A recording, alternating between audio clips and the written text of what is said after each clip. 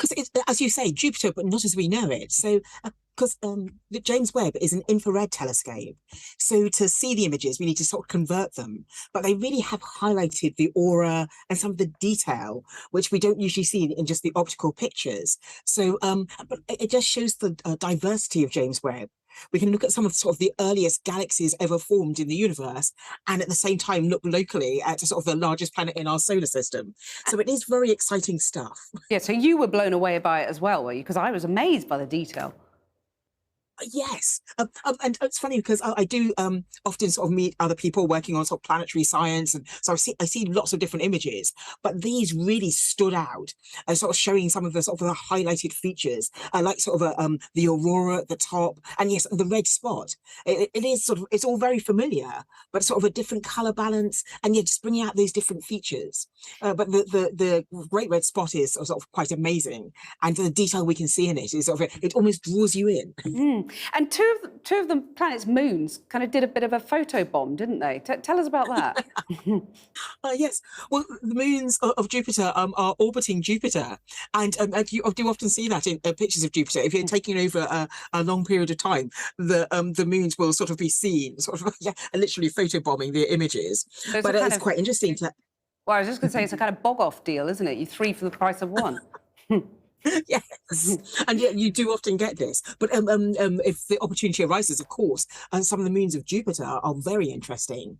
Sort of seeing sort of their makeup, and that's one of the powers of James Webb Space Telescope. We do get these fantastic images, but on top of that, we can do sort of spectroscopy and do chemical analysis and sort of look at things in more detail.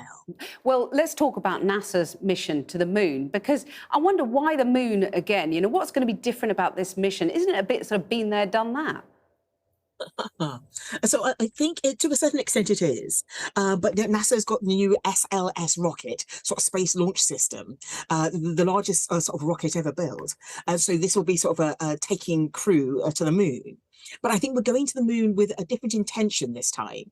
What we were doing sort of 50 odd years ago was the space race. It was showing dominance. But now this is more sort of collaborative, and it is looking at the moon as a staging post. We talk about sort of the moon as a hub. And also, and this is the first steps towards that. On top of that, I think it's an important message to get across is of the 12 people that have been to the moon, they've all been sort of white males and American. So I'm really looking forward to seeing a woman from the moon and just a bit more diversity on the moon's surface. Are you volunteering for the mission? I keep on putting my hands up. I send my letters in. So far, I haven't had a response, but I'm still hopeful. NASA, if you're watching, you heard it here first. I mean, it's a staging post for Mars, isn't it? That's the Holy Grail, but why? Well, if you look at the planets of our solar system, Mars has, I think, a lot to offer. The moon is interesting in itself. One of the things we were looking at in the past is actually putting solar panels on the moon. So solar panels actually made on the moon's surface and then beaming some of that power back down to Earth. So in terms of an energy crisis, this might be a part of the solution. But yes, if you have a sort of a compound on the moon, then you can sort of, I think one of the key important things about this is finding water on the moon. So in the poles of the moon, in sort of the deep, dark craters that never see sunlight, we've discovered water. Right. Water is hydrogen and helium, it's rocket fuel. With this means that we can build things on the moon and actually get the fuel on the moon rather than transporting things from Earth. This has been the major step forward, I think.